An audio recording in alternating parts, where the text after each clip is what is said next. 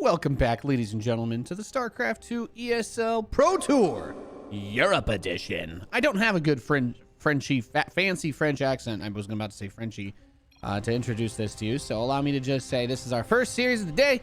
We're jumping into it. One map already down the gullet. My brain is still booting up. I just got the coffee, and we are going to be... I'll play out another great day of matches. In the top right, we have from clan TAW. Not exactly sure what that stands for. Loyalty something. The Art of Warfare. The Art of Warfare. There you go. That's the clan TAW. All right. His name is RSN, which stands for Radical Social Network. I don't know. That's all I got. His opponent in the bottom left, someone you may be a little bit more familiar with. He's got a devilish scythe. Representing clan HBGS, he is Dimaga. Dimaga, a fantastic foreign Zerg player that's kind of been good forever. He's been around for a really long time. Honestly, at this point, I wouldn't be surprised if he had kids that were like going to college soon. That's how long he's been in StarCraft. That's a compliment, really. It's one of those games where everybody always just tries to, like, you know, measuring contest of who's been in longer, who is longer, etc. So we'll see. Dimaga did take a 1-0 lead to start this, so my base assumption is that the first game did not go so well. You know, I did wake up at 7 o'clock, and then I did one of those. If you guys ever went to school growing up, you ever did the whole, oh, I'm just going to close my eyes for 20 more minutes and get out of bed at, like, closer to 7:45, and then, you know, then I can sleep a little bit more and then get myself, well, you know what I'm saying. We could just get ourselves something else like that. But unfortunately,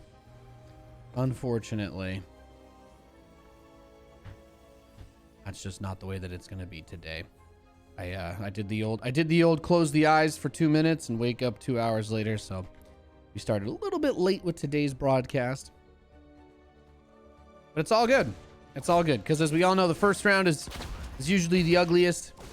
It's kind of like, it's like that fight pit where they just kind of throw down all the contenders who haven't proven themselves into a vat of, well, not really a vat of anything, because, like, you know, melting everybody would obviously not really help us find who the strongest is, unless it was a test to see who's, you know, impervious to acid, or who blindly prepared to be thrown into a vat of acid. But I digress.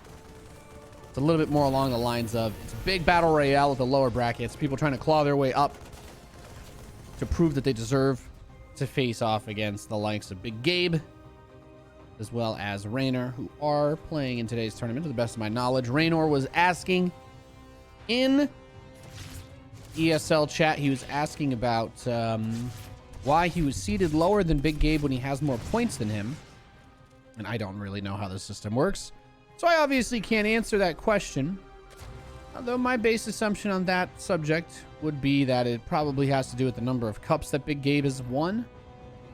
And yeah, that's really all I got. Kind of surprised, though, with how many cups he's won.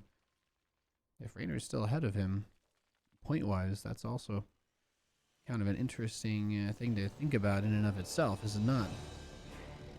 There's the Hellions coming out. Looks like a standard Reactor Hellion, Banshee opener. He is still trickling Marines out of the single barracks, which is something that you really don't get to see too much of. I assume he wants this just to deny an early Overlord, since he did not go for a Viking. In the event that an Overlord was to try and go in for the old peep show, he'd be able to deny it. Thank you, Agitated Orange, for the 47 months. I appreciate you, brother. So we've got a Baneling Nest, and this game of TVZ looks to be about the most standard kosher TVZ that you could possibly ask for. You've got a Terran with the Reaper expanding the Hellions. He's getting the Banshee, as we already talked about. And on the Zerg side of things, it's a super non-committed standard opening. You've got enough queens to defend 7. That's plenty. Speed, some lings, sure, whatever. A lair before any sort of upgrades, which, you know, may be something worth a head scratch. So is it going to be something like, oh, I want to keep the gas so that I can go into Mutalisks quickly? Well, there's only 2 extractors mining. So he's just droning up And maybe he's going to prioritize getting the economy together and building out the creep spread, since he's continuing to build queens more than anything else. I was going to say, if he doesn't get 2 evolution chambers at some point, maybe with the 8 or 9. Wait, how many queens does he have? He has 8. Yeah, he's going up to 9 queens. So maybe he wanted to do a Nidus all in. I don't really know, but this is obviously a lot of queens to try and punch through. But he's going to try and at the same time move 2 banshees to the main. Unfortunately, there is a queen and a spore, as there usually is. So we'll see if they can actually get damage done there. It's going to be a mech follow-up. We have our 2 factories, 2 armories. And here's the banshee on the main base. So killing this queen to start would actually be really big. Unfortunately, not able to get it.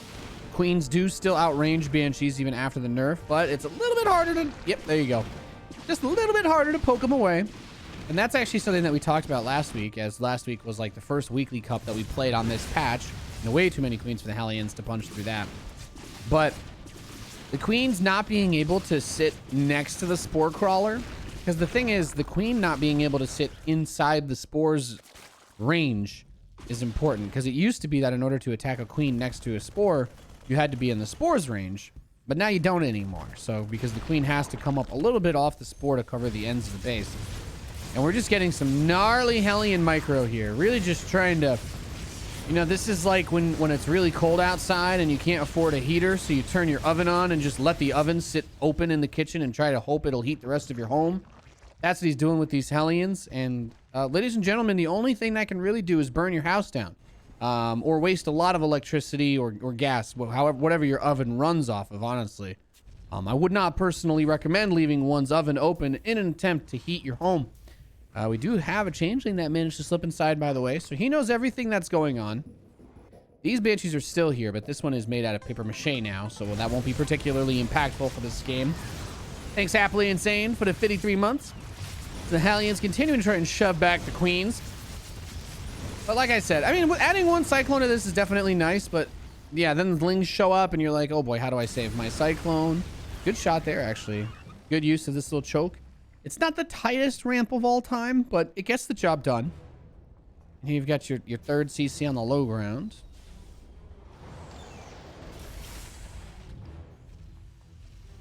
Finally in position. But see, I never like this stuff like this. Bring them home and fix them up. It's not like this was a Hydralisk opening, you know? I mean, if he kills the extractor, then obviously you could try and tell me that I'm a fool, but I feel like these 2 banshees could provide a lot more value if they weren't allowed to just die. I don't know if that makes sense, but I feel like these banshees are going to just die. And that scares me. Now, he does have a good amount of Hellions and Cyclones now. Cleans up some changelings. Is he ready to engage this army, though? There's some Ravagers, quite a few Lings now coming around the side, trying to flank. He's trying to hold him in position. There's the wraparound. There's the surround, trying to dodge the Biles, and he's not going to be able to do that. The Cyclones will all die, as it looks like 2 Hellions will be able to run home and be scared of what happened to themselves. I would just right-click on that Banshee. This is what happens. That's what you get when you let your heart win. Whoa. Yeah. Well, there you go. That Banshee died, accomplishing almost nothing after that phase.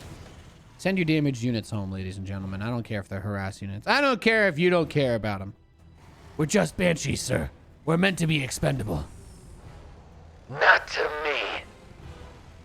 Oh. Swarm hosts. Oh. It is. Well, I think we know how this goes, ladies and gentlemen. 16 swarm hosts. The rule of swarm hosts, the Nathanias rule of swarm hosts is, if you do not know there are swarm hosts until locusts are beating down on your base, you are almost guaranteed to lose. Now, if you can spot the swarm hosts in advance, it's not impossible to bring this army home, spread a few units out, look for Niduses, try and macro up, take a 4th base while you put on a good defense. But since he's already being so aggressive and out of the map, I find myself loath to see a scenario in which he actually does spot the Nidus or the swarm host in time, as we have an overseer on the northwest as well to spot. And once this worm is done, he can immediately start the next worm up here, and that can only mean one thing, ladies and gentlemen. We might see a little clappage soon. These Hellions being grabbed by the Zerglings, but there are the Swarmholsts. The Heck Muffins. Trademark Neuro 2019. Let's see if they can deal with this. So you're out here, you're trading against some queens. But then, oh snap. A bunch of boys show up. A siege tank dead, 3 tanks dead, Cyclone dead, Hellions dead. Mortgage unpaid, rent overdue. The eviction notice for his natural expansion is being submitted as we speak. GG!